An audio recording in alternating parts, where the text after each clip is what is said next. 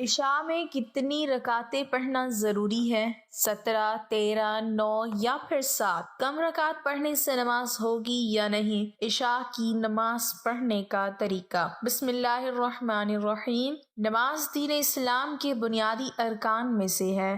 اللہ اور اس کے رسول صلی اللہ علیہ وسلم پر ایمان کے بعد اہم ترین رکن ہے۔ اس کی فرضیت قرآن و سنت اور اجماع امت سے ثابت ہے۔ یہ شب معراج کے موقع پر فرض کی گئی۔ قرآن و سنت اور اجماع امت سے ثابت ہے یہ شب معراج کے موقع پر فرض کی گئی۔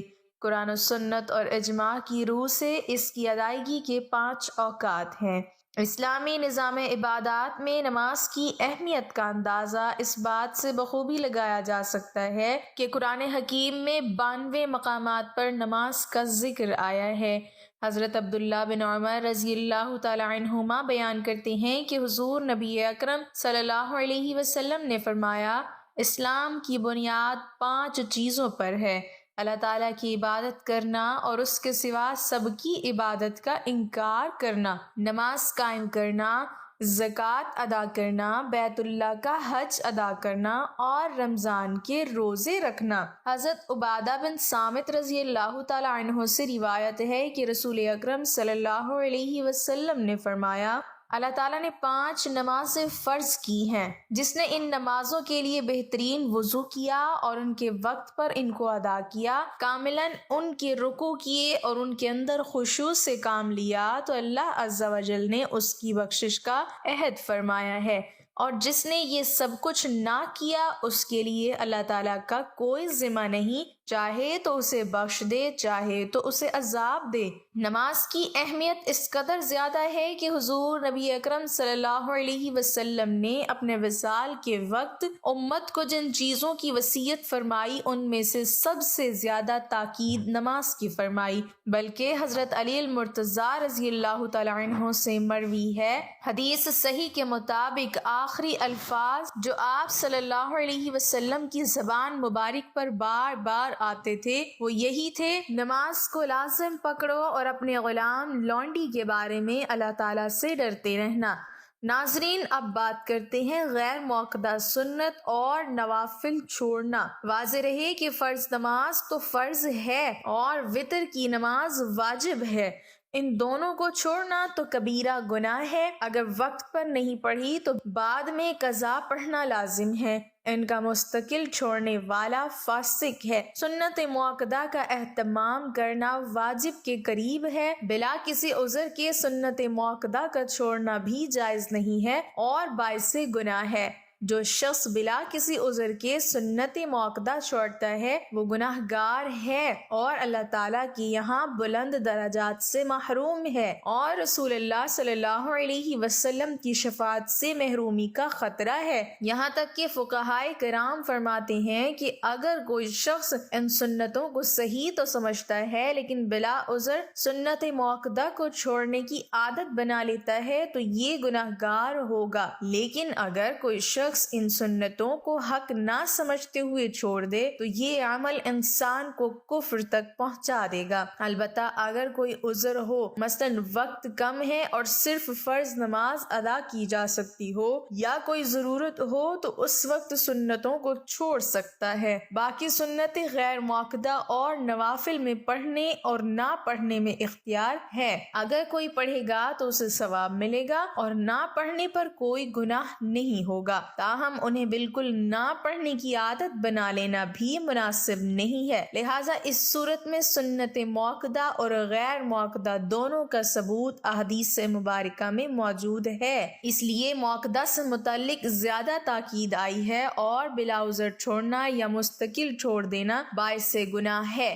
سنت موقدہ وغیرہ موقدہ کی ادائیگی میں فرق یہ ہے کہ اگر نمازی 4 رکعت سنت موقدہ ادا کر رہا ہے تو دوسری رکعت کے قعدہ میں تشہد پورا پڑھنے کے بعد اور درود ابراہیمی سے قبل کھڑا ہو جائے، تیسری اور چوتھی رکعت میں سورہ فاتحہ کے بعد کوئی سورت ملا کر معمول کے مطابق قعدہ اخیرہ میں تشہد، درود ابراہیمی اور دعا پڑھ کر سلام پھیر دے، جبکہ سنت غیر موقدہ کی ادائیگی کے دوران دوسری رکعت کے قادم تشہد کے بعد درود ابراہیمی اور دعا پڑھے، پھر تیسری رکعت کے لیے کھڑا ہو جائے۔ تیسری رکعت کے لیے کھڑے ہونے کے بعد سورہ فاتحہ سے پہلے ثنا اور تعوذ و تسمیہ پڑھے، بقیہ نماز مؤکدہ سنتوں کی طرح ادا کریں گے۔ کچھ لوگ یہ سوال کرتے ہیں کہ کیا عشاء کی نماز ہم مختصر پڑھ سکتے ہیں؟ اگر طبیعت ٹھیک نہ ہو تو کیا 17 رکعت سے کم پڑھ سکتے ہیں یا پھر 17 رکعت پڑھنا ضروری ہے؟ ناظرین، نماز عشاء میں 17 رکعت پڑھی جاتی ہیں، یعنی 4 رکعت سنت غیر مؤکدہ جو فرضوں سے قبل ہیں، اور اس کے بعد پھر 4 رکعت فرض، پھر 2 سنتیں مؤکدہ فرضوں کے بعد، پھر 2 نفل، اس کے بعد پھر 3 وتر،